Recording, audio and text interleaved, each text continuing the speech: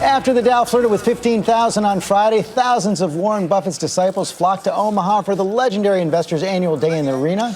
Our chief business and economics correspondent, Rebecca Jarvis, spoke with Buffett after all the action. She's here now. Good morning, Rebecca.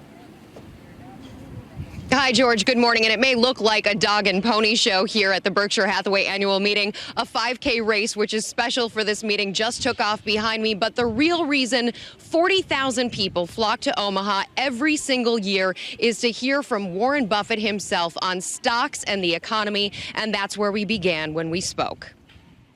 Well, I don't know the answer to what the market will do next week or next month or next year. But the economy generally has gotten better over the last 4 years.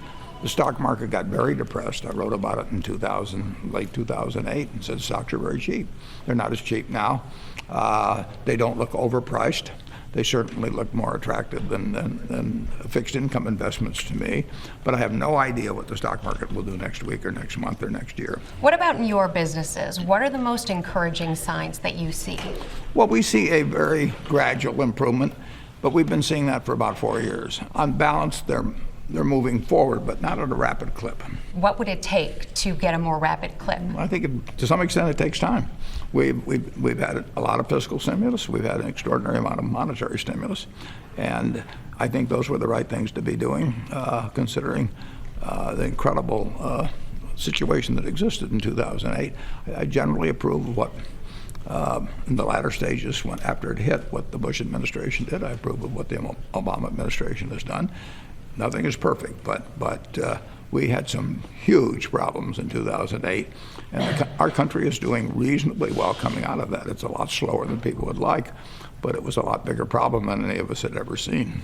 When you say nothing is perfect, what do you make of the dysfunction in Washington right now? Do you think this could be a lame duck presidency?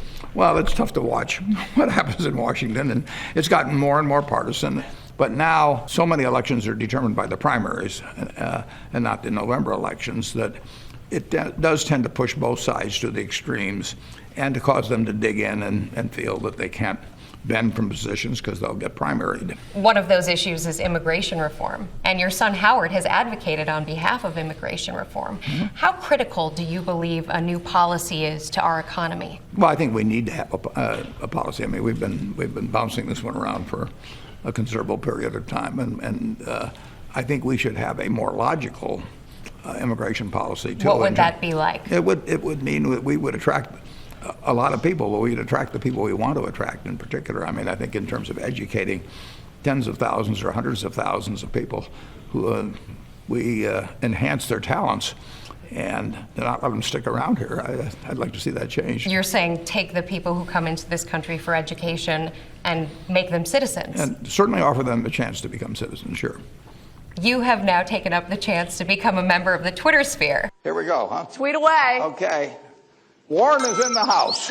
Which is a surprise to a lot of people because you held out for so long. You're still looking at a technophobe who's kind of pathetic in that, in all things new. But I felt it would give additional distribution, particularly to an article. I wanted to have wide distribution about women. So I joined Twitter, and it seems to be working.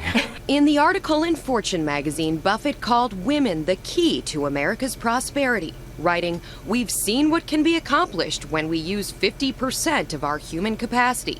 If you visualize what 100% can do, you'll join me as an unbridled optimist about America's future." You're bullish on women. I think we've made a terrible mistake in this country, and a lot of other countries too, but in not using all of our talent. I mean, if we said we were only going to let people, men 5'10" or below, engage in 3 or 4 occupations, it would be regarded as totally nutty.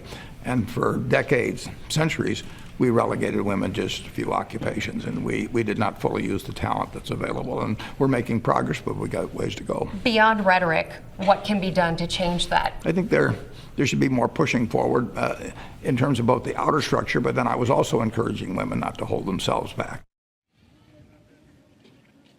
3 of the 13 members of Warren Buffett's Berkshire Hathaway board are women. That's a little bit better than the national average. However, there will be a man eventually replacing Warren Buffett. He says he has no plans to step down just yet, but the board and he are firmly aligned on one candidate, and it's not a woman.